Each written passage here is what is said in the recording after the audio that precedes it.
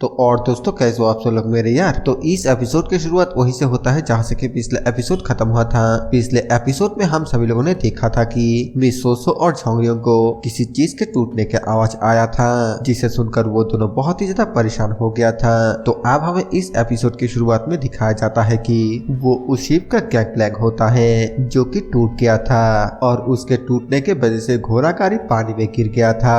और इसे देखकर ड्रैगन शेल गिरोह का चीफ बहुत ही परेशान हो गया था। तभी वहाँ पर झोंगरियोंग आकर चीफ को बोलता है, ऐसा लगता है कि यहाँ पर कुछ प्रॉब्लम हो गया है। डॉकमिंग पूछता है, क्या आपके स्क्वाड एजेंसी के घोड़ा गाड़ी हमेशा इतना ज्यादा भारी होता है? जिस गैंग प्लैंक का इस्तेमाल हमने 10 सालों तक बिना किसी प्रॉब्लम के किया, अचानक आज वो टूट गया। हमें मिस सोसो को दिखाई जाती है जो कि अपने मन में बोलती है तो ये गैंग प्लैंक के टूटने की आवाज थी। और इधर झोंगरियोंग बोलता है, खैर ये जितना दिखता है उससे भी ज्यादा भारी है और इसकी वजह ये है कि ये समुद्र के किनारे उगने वाले ओक के प्लैंक से बने हुए होते हैं और बहुत सारे वॉयल से लैमिनेटेड होते हैं। डॉकमिंग को सोचने के बाद बोलता है, ऐसा लगता है कि मुझे और कुछ गैंग प्लैंक लेने के लिए स्केल ड्रैगन गिरोह में वापस जाना होगा, लेकिन इतना सब कुछ करने में तो हमें कल तक का समय लग जाएगा। जिसे सुनने के बाद झोंगरियोंग बोलता है, यहाँ पर जो कुछ भी हुआ उसके बाद आप ऐसा बिल्कुल भी नहीं कर सकते। कल तक पानी कम हो जाएगा और जमीन का रास्ता बाहर निकल आएगा। उस सिचुएशन में हमारे पास शिप के ऊपर मेहनत से सामान को उठाने का और उतरने का कोई भी मतलब नहीं है। डॉकमिंग बोलता है, प्लीज मुझे इस वक्त अपने सबऑर्डिनेट के सामने अपने इज्जत को बनाए रखने दीजिए। अगर आप ऐसा करते हैं तो फिर मैं आपके इस फेवर को जरूर लौटाऊंगा। झोंगरियोंग बोलता है, क्या आप ये कह रहे हैं कि मैं आपके इज्जत को बचाने के चक्कर में खुद के इज्जत को बर्बाद कर दूं? डॉकमिंग परेशान होते हुए पूछता है, तो फिर आखिरकार अब मुझे क्या करना चाहिए? जिसे सुनने के बाद झोंगरियोंग बोलता है, मेरे पास एक कमाल का प्लानिंग है जिससे हम दोनों का ही इज्जत बच सकता है। अगर स्केल ड्रैगन गिरोह 29 बोटों को एक लाइन में लगा देते हैं जिन पर वो आए थे, तो फिर उनके बीच 3 मीटर का गैप होगा और इसके बाद हम उन बोट के ऊपर प्लैंक्स को बिछा देंगे तो फिर ये एक बहुत ही शानदार ब्रिज बन जाएगा। इसके बाद हम घोड़ा गाड़ी समेत सभी सामानों को नदी के उस पार पहुंचा देंगे। डॉकमिंग बोलता है, ये एक बहुत ही शानदार आइडिया है, लेकिन हमारे पास इनफ प्लैंक्स नहीं है। अगर हम उन टूटे हुए प्लैंक्स को भी इस्तेमाल करेंगे तो भी ये कम पड़ेगा। हालांकि अगर हमें कुछ लॉक्स मिल जाए तो फिर ये काम हो सकता है, लेकिन इसके लिए हमें कुनशान माउंटेन के ऊपर चढ़ना होगा। झोंगरियोंग बोलता है, हम वहाँ पर आसानी से चढ़ सकते हैं। ऊपर जाने में 30 मिनट, पेड़ को काटने में 30 मिनट और फिर उन्हें लेकर नीचे आने में 30 मिनट, टोटल मिलाकर हमें सिर्फ 1.5 घंटे का समय लगेगा। डॉकमिंग बोलता है, लेकिन ग्रेट टर्टल गिरोह ये सब कुछ चुपचाप देखता नहीं रहेगा। अगर बात पानी के ऊपर का होता तो फिर कोई भी प्रॉब्लम नहीं था, लेकिन पहाड़ों के ऊपर ग्रीन फॉरेस्ट एलाइज के साथ लड़ना बहुत ही मुश्किल है। भले ही फिर हमारे लोग उनसे ज्यादा ही क्यों ना हो, मेरे बहुत सारे लोग मारे जाएंगे। मैं सिर्फ कुछ लॉक के लिए अपने लोगों को मरने नहीं दे सकता। झोंगरियोंग बोलता है, इसीलिए हमें ग्रेट टर्टल गिरोह के चीफ के साथ बात करने, उसे हालातों को समझाने और हमारे साथ देने के लिए कहना होगा। डॉकमिंग बोलता है, क्या आप मुझे उस माउंटेन बीच के आगे सर झुकाने के लिए कह रहे हैं? झोंगरियोंग बोलता है, मैं आपके ओर से ये करूंगा। जो सुनकर वो और मिस सोसो दोनों ही बहुत ही ज्यादा हैरान हो जाता है। डॉकमिंग पूछता है, क्या आप इसे पर्सनली करना चाहते हैं? झोंगरियोंग बोलता है, इसके अलावा हम और क्या कर सकते हैं? डॉकमिंग बोलता है, आज आपके उसके साथ झगड़े के बाद वो बहुत ही ज्यादा गुस्से में लग रहा था, क्या आपके लिए वहाँ पर जाना ठीक होगा? झोंगरियोंग बोलता है, मुझे नहीं पता, लेकिन ये मेरा पहला स्क्वाड मिशन है। अगर मैं हार मान लेता हूँ तो फिर स्क्वाड एजेंसी में मुझे कभी एक काबिल स्क्वाड समझा नहीं जाएगा। अभी हमारा गुस्सा करने का वक्त बिल्कुल भी नहीं है। हम जो भी कर सकते हैं हमें कोशिश करने की जरूरत है, इसलिए प्लीज मुझे पैसों के पोटली लौटा दीजिए। ये सुनते ही मिस सोसो एक अजीब सा चेहरा बना लेती है और डॉकमिंग पैसों का पोटली देने से थोड़ा हिचकिचा रहा था क्योंकि उसके ये देने का बिल्कुल भी मन नहीं था। तभी झोंगरियोंग बोलता है, तो क्या आप ये चाहते हैं कि मैं ग्रेट टर्टल गिरोह से जाकर खाली हाथ बात करूं? इसके अलावा आपके लिए ये वापस करना ही सही है, क्योंकि आप इतने बड़ी बड़ी बातें करने के बाद फेल हो गए। अब ये सब कुछ सुनकर वो ना चाहते हुए भी पैसे के एक पोटली वापस देने लगता है, जिसे देखकर झोंगरियोंग बोलता है आखिर ये क्या है। डॉकमिंग बताता है क्योंकि ग्रेट टर्टल गिरोह सामान को लाने के लिए स्केल ड्रैगन गिरोह के साथ मिलकर काम करेगा, तो क्या ये सही नहीं होगा कि हम में से हर एक को एक एक पोटली मिल जाए। झोंगरियोंग बोलता है चीफ प्लीज खुद को मेरे जगह पर सोच कर देखिए, ग्रेट टर्टल गिरोह के चीफ को भी आपके तरह अपने इज्जत को बचाने की जरूरत है। भले ही अगर हम उन्हें दोनों पोटली को दे दे तो फिर भी वो हमें उन पोटलियों को देने से इनकार कर देगा, लेकिन एक चांस है कि वो आपसे पर्सनली माफी मांगने के लिए कहेगा।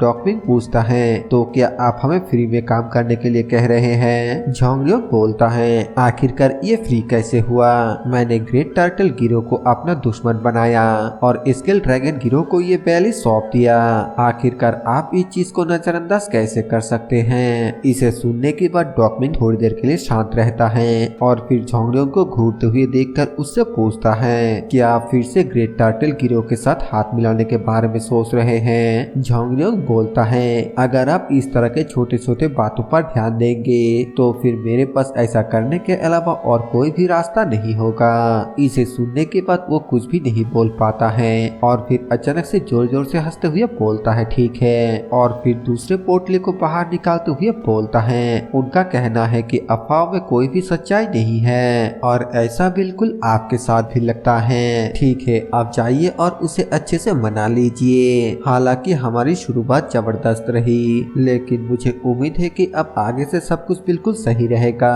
झोंगरियोंग बोलता है ऐसा कहा जाता है कि हमेशा दुख के बाद खुशी आता है, आप ऐसा समझ लीजिए कि इससे आपने आपके बुरे किस्मत को दूर भगा दिया। और तभी वो अचानक से कुछ सोचने के बाद बोलता है घोड़ा गाड़ी के मरम्मत में 50 नियांग का खर्चा आएगा। इसके बाद यहाँ पर क्या होता है पता नहीं, लेकिन यहाँ से सीन चेंज होकर हमें मिस सोसो को दिखाई जाती है जो कि उन पैसों की पोटली को बहुत ही संभाल के छुपा कर अपने साथ लेकर जा रही थी और वो शायद से अपने पीछे काबुलियों को देखकर डर के मारे बहुत ही ज्यादा कांप रही थी। झोंगरियोंग धीरे से फुसफुसाते हुए उसको बोलता है अब आप इस तरीके से कांपना बंद कीजिए, काबुलियों बिल्कुल अलग तरह के पर्सन है जो अपने इरादों पर कायम रहता है। अगर उसे पता चल गया कि हम दोनों क्या कर रहे हैं तो जैसे ही हम स्क्वाड एजेंसी में पहुंचेंगे आपको और मुझे दोनों को ही मजिस्ट्रेट को सौंप दिया जाएगा।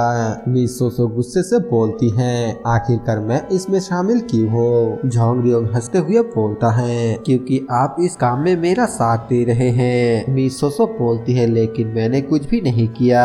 झोंगरियोंग बोलता है आप ही वो पर्सन हैं जिसके पास पैसों की पोटली है। मिस सोसो बोलती है तो फिर आप उन्हें अभी मुझसे वापस ले लीजिए। झोंगरियोंग फिर से हंसते हुए बोलता है जब सारा काम पूरा हो जाएगा तब मैं उन पैसों से कुछ हिस्सा आपको भी दूंगा, तो इसीलिए आप इस तरीके से रोना बंद कीजिए। मिस सोसो बोलती है लेकिन मुझे उसकी कोई भी जरूरत नहीं है। और तभी पीछे से गाबुलियोंग बोलता है चीफ स्क्वाड। ये सुनते ही वो दोनों बहुत ही ज्यादा घबरा जाता है क्योंकि उन दोनों को लग रहा था कि गाबुलियोंग ने उनके बातें सुन लिया है, लेकिन तभी वो बोलता है ग्रीन फॉरेस्ट एलायंस के लोग हमारे सामने हैं। हमें कुछ लोगों को दिखाया जाता है जो कि अपने हाथों में तलवार लेकर उनके रास्ते पर रुका हुआ था। एक बंदा आगे आते हुए झोंगरियोंग को बोलता है तुमने न सिर्फ हमारे बातचीत को हराया बल्कि हमारे बैली को भी स्केल ड्रैगन गिरोह को सौंप दिया। मुझे तो यकीन ही नहीं हो रहा है कि इसके बावजूद तुमने कुंशान में आने की हिम्मत की। सच में तुम्हारे अंदर तो बहुत ही ज्यादा हिम्मत है। तभी उसके बातों को सुनने के बाद झोंगरियोंग बहुत ही ज्यादा जोर से उसके गाल पर एक जोरदार थप्पड़ मार देता है, जिसे देखकर गाबुलियोंग और मिस सोसो दोनों ही बहुत ही ज्यादा चौंक जाता है। एक दूसरा बंदा आगे आते हुए बोलता है कमीने क्या तू पागल हो चुका है। झोंगरियोंग उनसे पूछता है आखिरकार तुम लोगों का चीफ कहाँ पर है। पहले वाला बंदा झोंगरियोंग के ऊपर बहुत ही ज्यादा गुस्से से अटैक करते हुए बोलता है क्या तुम्हें लगता है कि तुम उनसे जिंदा मिल पाओगे। और तभी पीछे से कोई चिल्लाते हुए उसको बोलता है रुक जा। जिस आवाज को सुनकर वो बंदा वहीं पर रुक गया था और आवाज देने वाला बंदा झोंगरियोंग की तरफ आते हुए उसको बोलता है मैंने आपको पहले ही चेतावनी दे दिया था कि हमारे बीच के लंबे समय के रिश्ते के वजह से आप कुंशान पर कदम ना रखे। क्या आप चीजों को सच में इतना ज्यादा खराब करना चाहते हैं। हमें दिखाया जाता है कि ये और कोई नहीं बल्कि ग्रेट टर्टल गिरोह का चीफ हेलब्लेड किंग होता है। झोंगरियोंग उसको बोलता है, मैं आपको बचाने के लिए इतना मुसीबत से गुजरा, लेकिन अब आप मुझ पर ही तलवार तान रहे हैं। मैं जानता हूँ कि डाकू थोड़ा क्रूर होता है, लेकिन मैंने नहीं सोचा था कि ये इतना ज्यादा बुरा होगा। हेलब्लेड किंग गुस्से से चिल्लाते हुए बोलता है, तुम अपना बकवास बंद करो। आखिरकार तुम ये किस तरह की बकवास कर रहे हो? झोंगरियोंग बोलता है, अगर मैंने ये प्लान नहीं बनाया होता कि मैं स्केल ड्रैगन गिरोह के साथ जाऊंगा, तो फिर आपको अंडरवर्ल्ड के रूल्स के हिसाब से डॉकमिंग के साथ लड़ाई करके जीतना होता। हेलब्लेड किंग बोलता है, क्या आपको लगता है कि मैं उससे डरता हूँ? झोंगरियोंग अपने मन में बोलता है, मेरे पिछले लाइफ में मैंने सुना था कि उसने डॉकमिंग के साथ लड़ाई किया था। उन दोनों के बीच बहुत देर तक तलवारें टकराने के बाद आखिरकार स्केल ड्रैगन गिरोह के चीफ ने हेलब्लेड के हाथ को काट दिया था। हालांकि मैं मार्शल आर्ट में एक्सपर्ट नहीं हूँ, लेकिन फिर भी मुझे यकीन है कि उन दोनों के एबिलिटी के बीच इतने बड़े गैप को वो जरूर से महसूस कर सकता है। लेकिन अभी मुझे उस बात को बताने और उसे गुस्सा दिलाने की कोई भी जरूरत नहीं है। जिसके बाद झोंगरियोंग हेलब्लेड किंग को बोलता है, हाँ बिल्कुल, अगर आप दोनों लड़ते हैं तो फिर इसमें शायद से आप ही जीतेंगे, लेकिन जिस पल डॉकमिंग घायल हो जाएगा उस पल उसके लोग आप पर आरोप लगाने के लिए कोई भी बहाने का इस्तेमाल करेगा। अगर वो दो गिरोह के चीफ के साथ एक सिंपल फाइट चाहता तो फिर वो अपने साथ इतने सारे सबऑर्डिनेट को लेकर नहीं आता। मैं क्या कहने की कोशिश कर रहा हूँ आपको समझ में आ रहा है ना? हेलब्लेड किंग बोलता है, पूरी दुनिया जानता है कि डॉकमिंग एक धोखेबाज है, वो जियांगू कोर्ट ऑर्डर को बिल्कुल भी फॉलो नहीं करता है। तो क्या आप मुझसे उससे टकराने का कॉम्पनसेशन लेने के लिए आए हैं? झोंगरियोंग बोलता है, वहाँ पर लगभग 200 समुद्री लुटेरे हैं, उसके कंपेयर में ग्रेट टर्टल गिरोह के पास सिर्फ 60 लोग हैं। मैं आपको गारंटी दे सकता हूँ कि अगर आप दोनों के बीच जंग छेड़ गया तो फिर आपके आधे से भी ज्यादा लोग या तो मारे जाएंगे या फिर क्रिपल हो जाएंगे। हेलब्लेड किंग बोलता है, फिर भी इससे ये बात नहीं बदलेगा कि हेवनली ड्रैगन स्क्वाड एजेंसी ने हमें धोखा दिया है और स्केल ड्रैगन गिरोह के साइड चला गया है। मैं ये पक्का करूंगा कि आपको इसका पछतावा हो। झोंगरियोंग बोलता है, हेवनली ड्रैगन स्क्वाड एजेंसी ने कभी ग्रेट टर्टल गिरोह को धोखा नहीं दिया। जो सुनकर हेलब्लेड बोलता है, क्या आखिरकार अब कहना क्या चाहते हैं? झोंगरियोंग बोलता है, बारिश का पानी जो आज भर गया है वो कल पूरी तरीके से कम हो जाएगा, और अगर ऐसा होता है तो फिर स्केल ड्रैगन गिरोह के पास पीछे हटने के अलावा और कोई भी रास्ता नहीं होगा। जब उनके सभी जहाज वापस चले जाएंगे, अपने लोगों से नदी के उस पार के रास्ते को चट्टानों और मिट्टियों से भर देने के लिए कहिए। अगर आप नदी के बहाव को रोकने के लिए पेड़ पौधे लगाते हैं तो फिर अगली बार बरसात के मौसम में पानी के भरने पर रास्ता गायब नहीं होगा।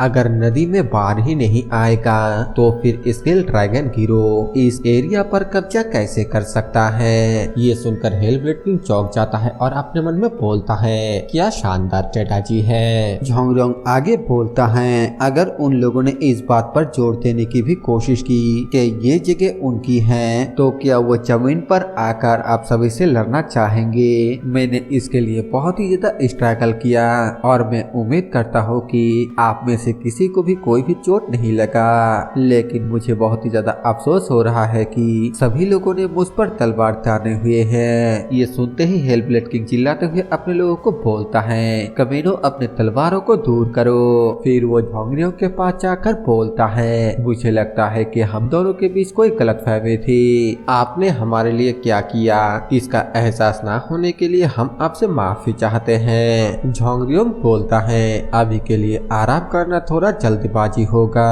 स्केल ड्रैगन गिरोह सामान को ट्रांसपोर्ट करने में फेल हो गया क्योंकि उनका गैंग प्लान टूट गया।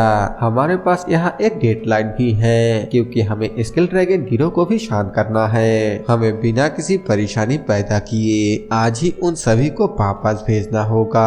हेलब्लेड किंग पूछता है, आखिरकार आप हमसे क्या करवाना चाहते हैं? झोंगरियोंग बताता है, प्लीज लगभग 100 पेड़ काट दीजिए जिनका मोटाई लगभग एक हाथ जितना हो, क्योंकि उनका इस्तेमाल करते हुए हमें एक ब्रिज बनाना होगा। अगर आप उन्हें पहाड़ के नीचे तक छोड़ देंगे तो फिर वो लोग उन्हें ले जाने का जुगाड़ कर लेंगे। ये सुनने के बाद हेलब्लेड किंग नाम में सर हिलाते हुए बोलता है, क्या आप हमसे अपने सर नीचे करने और उन कमीने स्केल ड्रैगन गिरोह की मदद करने के लिए कह रहे हैं? भले ही हम आपके एहसानमंद हैं, लेकिन फिर भी हम ऐसा नहीं कर सकते हैं। जिसे सुनने के बाद झोंगरियोंग मिसोसो को इशारा करता है और हेलब्लेड किंग को बताता है, ये वो लोग हैं जिन्होंने अपना सर नीचे किया। डॉकमिंग ने हमसे आप लोगों को ये देने के लिए कहा। ये उन टोटल सोनियांगों का आधा हिस्सा है। वो चाहता है कि आप लोग उनकी मदद करें। हेल किंग गुस्से के साथ बोलता है, वो पागल कमीना, अभी 1 घंटा भी नहीं हुआ जब से उसने मेरे जमीन ली है, फिर भी वो चाहता है कि हम सिर्फ 50 नियांग के लिए उसकी मदद करें। क्या वो अपने दिमाग को खो चुका है? झोंगरियोंग बोलता है, प्लीज थोड़ा सा इसे सहन कीजिए। एक बार जब वो लोग चला जाएगा तब जंगसा वैली पूरी तरीके से ग्रेट टर्टल गिरोह का हो जाएगा। हम स्केल ड्रैगन गिरोह के चीफ को बेवकूफ बना सकते हैं, लेकिन आखिरकार लड़ने का और खून खराबा करने का क्या ही फायदा है। जिसे सुनने के बाद हेलब्लेड किंग बोलता है, मैंने सुना है कि आप प्रोविंशियल एग्जाम में टॉप स्कॉलर थे। सच में आप तो बहुत ही ज्यादा होशियार हैं। ठीक है, आप जैसा कहेंगे मैं ऐसा ही करूंगा। इसे ग्रेट टर्टल गिरोह के ओर से आपके प्रति वफादार सोचिए। झोंगरियोंग बोलता है, प्लीज ऐसा मत कीजिए, हम बस वही कर रहे हैं जो हमें करना चाहिए। चीफ स्क्वाड जंग अपने पास से कुछ बाहर निकालते हुए बोलता है, नहीं, आज जो हुआ मैं उसे नहीं भूलूंगा, प्लीज इसे ले लीजिए। झोंगरियोंग पूछता है, आखिरकार वो क्या है? हेलब्लेड किंग बताता है, कुन पॉइजन। ये एक ऐसी चीज है जो हमारे गिरोह को रिप्रेजेंट करता है। इस डिब्बे के निचले हिस्से में थोड़ा सा रुई है जो कुन जहर से भीगा हुआ है। इसकी एक बूंद भी एक हाथी को मार गिरा सकता है। झोंगरियोंग बोलता है, मैंने सुना है कि इस तरह के जहर का कीमत उसके वजन के सोने की कीमत जितना होता है। क्या मुझे इतना देना सही है? हेलब्लेड किंग बोलता है, आपने हमें जो वफादारी दिखाई है ये उसके लिए एक छोटा सा तोहफा है, इसे एक्सेप्ट कीजिए और प्लीज इन पैसों को भी ले लीजिए। झोंगरियोंग हैरानी के साथ बोलता है, आखिरकार पैसे के पोटली क्यों? हेलब्लेड किंग वहाँ से जाते हुए बोलता है, आप बिल्कुल सही कहते थे, टोल फी जो हम इकट्ठा करते हैं वो जंगसा वैली से गुजरते समय सेफ्टी की गारंटी देने के लिए है, क्योंकि हम अचानक टपके हुए ठगों से छुटकारा दिलवाने में फेल हो गए। तो क्या हमारे लिए ये बेहतर नहीं होगा कि हम वो पैसा आपको मुआवजे के तौर पर लौटा दे जो उन लोगों ने आपसे लिया है? ये सुनने के बाद तो वो तीनों ही पूरी तरीके से शॉक होता है। झोंगरियोंग अपने मन में बोलता है, सच कहूँ तो मैंने इसके बारे में बिल्कुल भी नहीं सोचा था। इसके बाद हमें कुछ देर बाद का सीन दिखाया जाता है जहाँ पर कि वो तीनों वापस आ रहा था, जहाँ पर कि मिस सोसो अकेले में कुछ बरबरा रही थी, जिसे देखकर झोंगरियोंग उससे पूछता है, आखिरकार आप अकेले में क्या बरबरा रहे हैं? मिस सोसो बोलती है, मैं तो पूरी तरीके से हक्का बक्का रह गया था।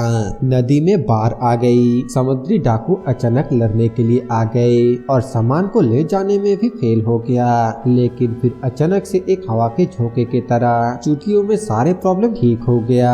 गाबोलियोंग बोलता है, ये रियल बेनिफिट के कंपेयर में तो कुछ भी नहीं है। जांगसा वैली एक ऐसा जगह है जहाँ पर बाढ़ आता रहता है और इसीलिए अगर उन लोगों ने रास्ते को मजबूत तरीके से और सही ढंग से बनाने में कामयाब हो जाता है तो फिर हमारे लोग जो बाढ़ के वजह से रास्ता बदल कर आते हैं वो आने जाने के लिए इसी रास्ते का इस्तेमाल करेंगे।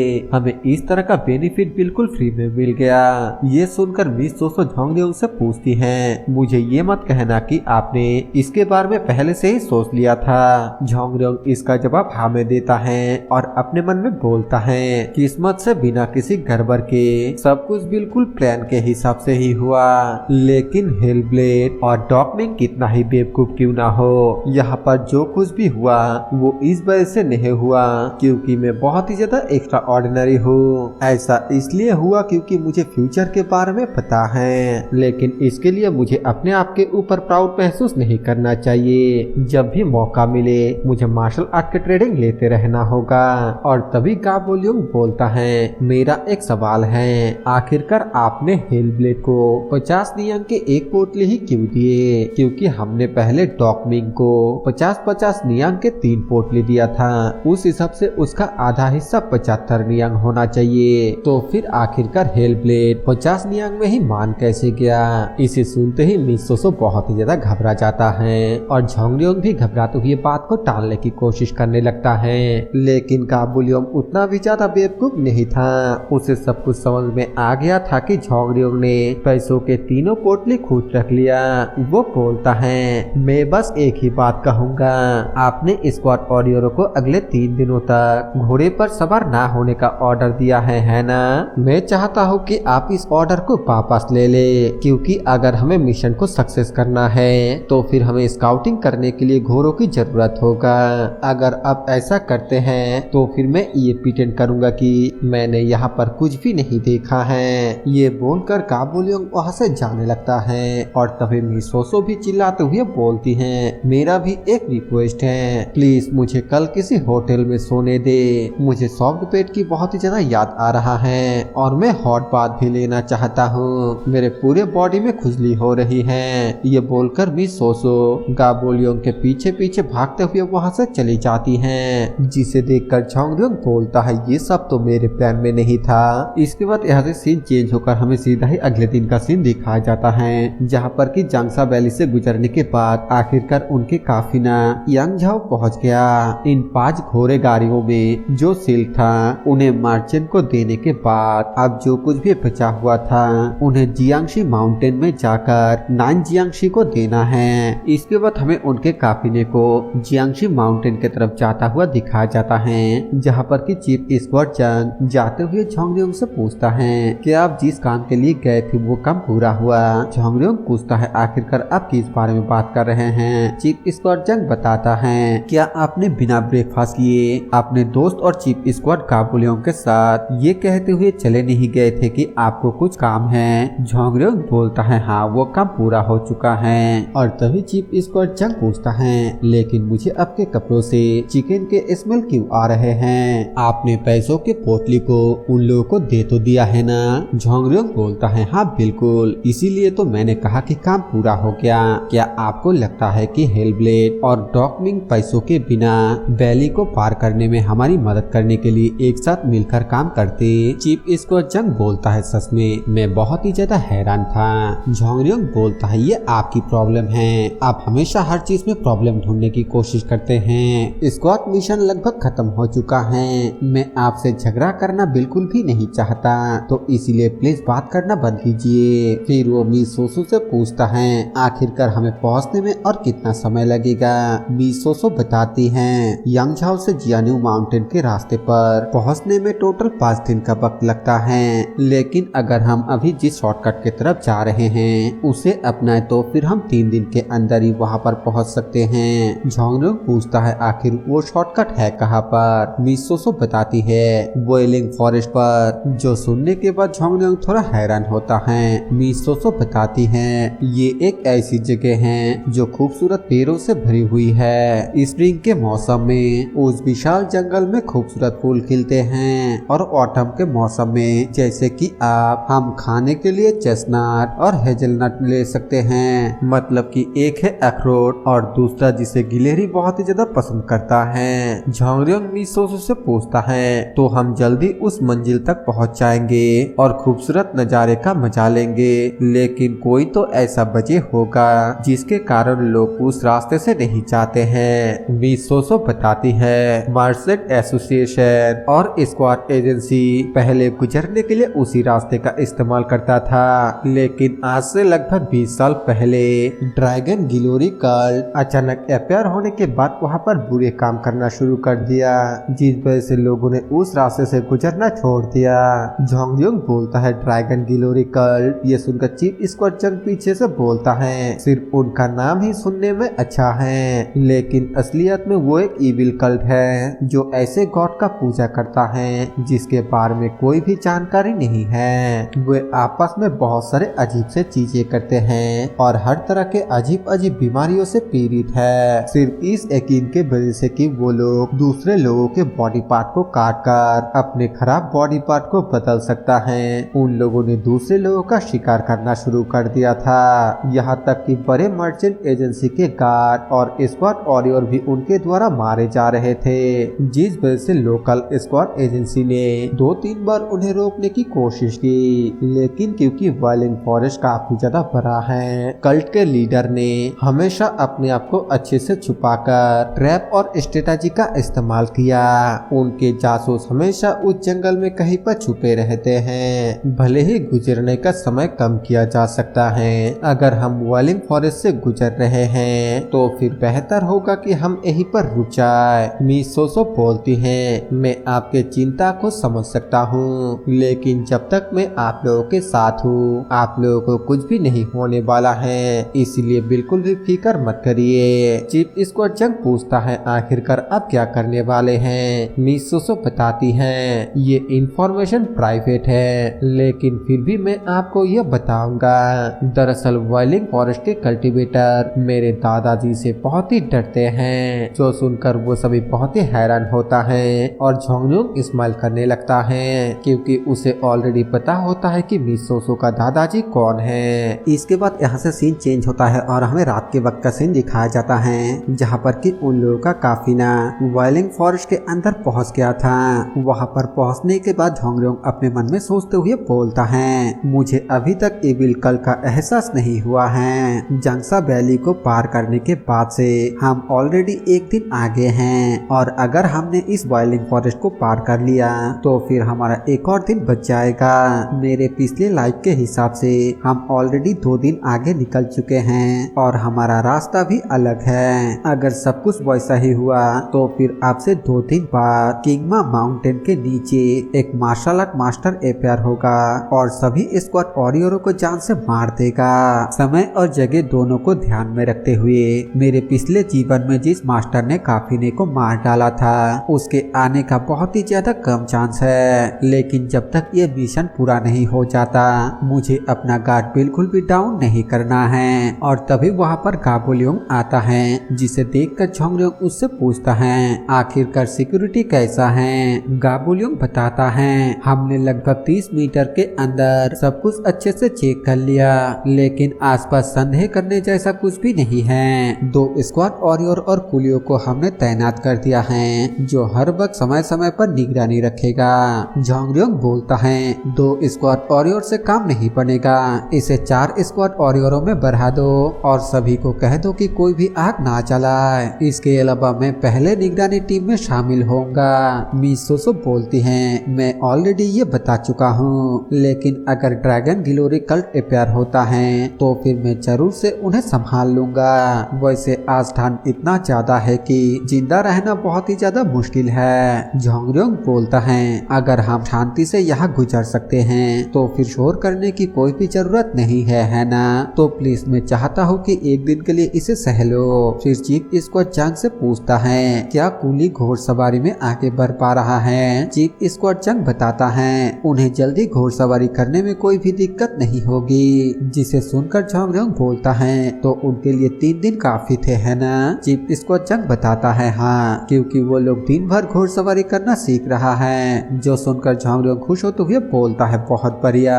और फिर चीफ स्क्वाड जंग को ग्रीट करते हुए बोलता है, पिछले 3 दिनों तक बेवकूफ जूरिन स्क्वाड का ऑर्डर मानने के लिए आपका शुक्रिया।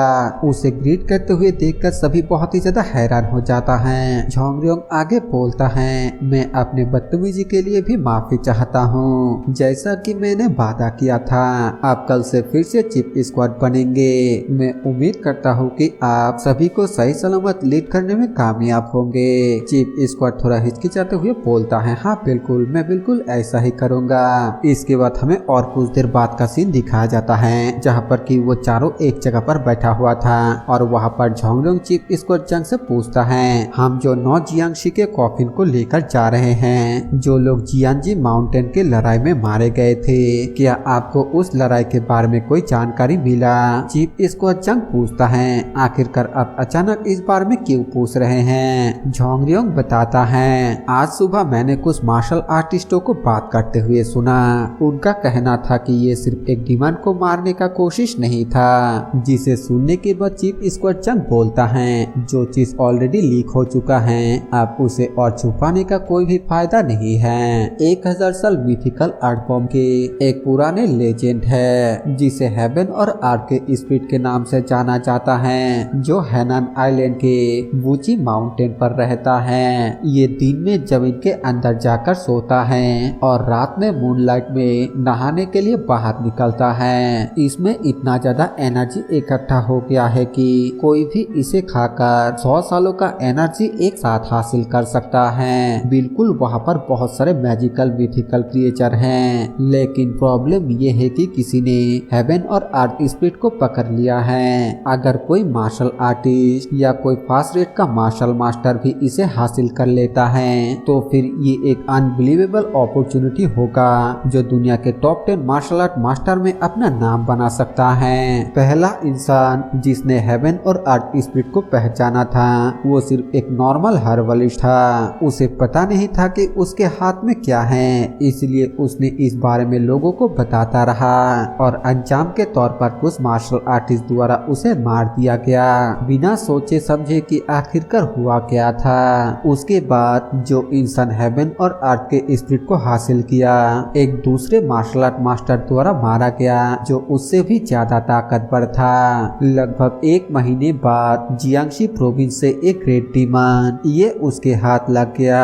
ऐसा माना जाता है कि हेवन और अर्थ स्पिरिट को हासिल करने वाला वो आखिरी इंसान था। जिसे सुनने के बाद झोंगयोंग बोलता है वही ग्रेट डीमन है जिसके बारे में माउशन सेट के तविच बात कर रहा था, है ना? चीफ इसको जंग बोलता है बिल्कुल सही। ग्रेट डीमन जियांगशी माउंटेन पर छुप गया जो जियांगजी और झेजिंग प्रोविंस के बीच में है। ऐसा कहा जाता है कि वो वहाँ पर एक मॉन्क की तरह रहता है और वहाँ से गुजरते हुए जो भी लोग उसे दिखाई देता है उन सभी को पकड़ लेता है और हेवन और अर्थ स्पिरिट को खिला देता है। जिसे सुनकर मिसोसो बहुत ही ज्यादा हैरान होते हुए बोलती है क्या वो हेवन और अर्थ स्पिरिट को इंसान खिलाता है। इसी सीन के साथ ये वाला एपिसोड यहीं पर खत्म हो जाता है। इसके आगे की कहानी नेक्स्ट एपिसोड में जानेंगे जो कि इस चैनल पे बहुत जल्द ही आ जाएगा, तो इसीलिए प्लीज चैनल को सब्सक्राइब करके बेल नोटिफिकेशन ऑल पर सेट कर दीजिए ताकि जब भी मैं वीडियो अपलोड करूँ आप लोगों के पास तुरंत ही नोटिफिकेशन पहुंच जाए। इस वीडियो को पूरा देखने के लिए आप सभी का बहुत बहुत शुक्रिया।